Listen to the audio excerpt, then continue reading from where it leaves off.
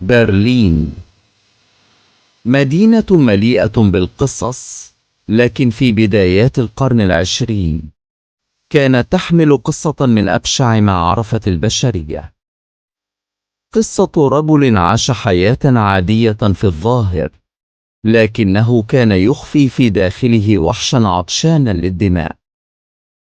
اسمه كارل غروسمان، أو كما عرفه الناس لاحقا جزار برلين وبائع لحوم النساء. كيف تحول هذا الرجل إلى واحد من أبشع القتلة المتسلسلين في المانيا؟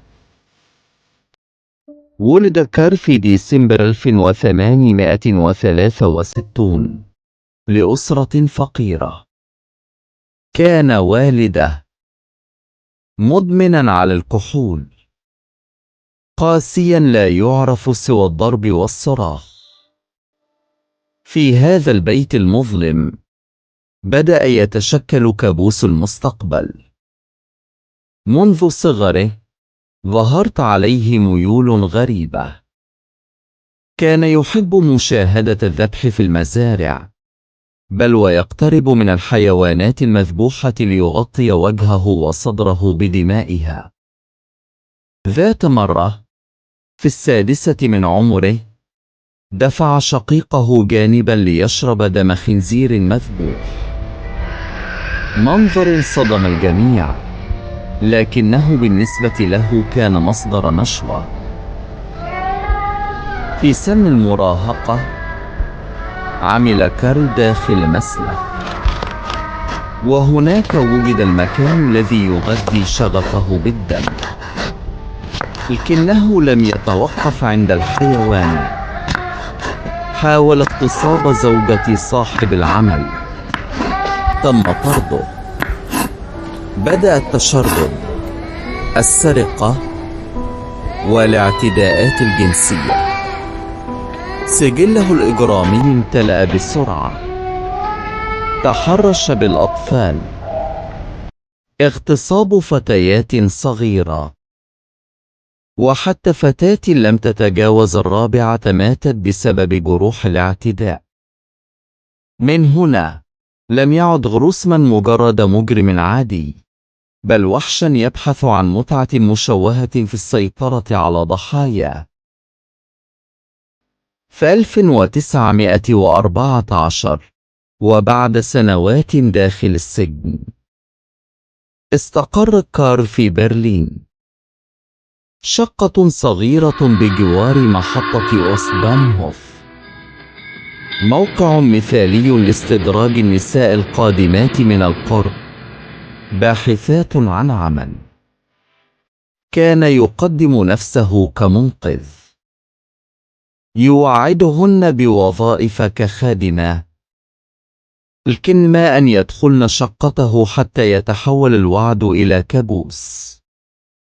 الاغتصاب، التعذيب، الخنق، والقتل، ثم التخلص من الجثث بإلقائها في قناة لويزنشتات أو نهر الشبغي. في تلك الفترة بدأت الشرطة تلاحظ شيئا غريبا. بقايا بشرية تطفو يوميا تقريبا في القنوات. أذرع، أرجل، رؤوس مقطوعة. كان واضحا أن هناك قاتلا متسلسلا، لكن من هو؟ لم يكن أحد يتوقع أن الجزار المبتسم في السوق هو نفسه القاتل.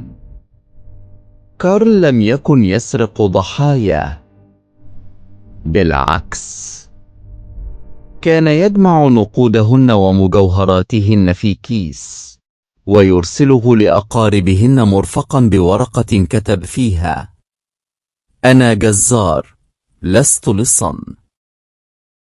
في أحد الأيام من عام 1921 سمع مالك العقار صراخا قادما من شقة غروسمان. أسرعوا للشرطة، اقتحمت المكان لتجد مشهدا صادما. امرأة مسلوخة بالكامل، وكارل مستعد لتقطيعها إلى أجزاء. لم يعد هناك مجال للشك. الوحش قد سقط. بدأت محاكمته عام 1922. جلس في القفص بلا أي ملامح ندم.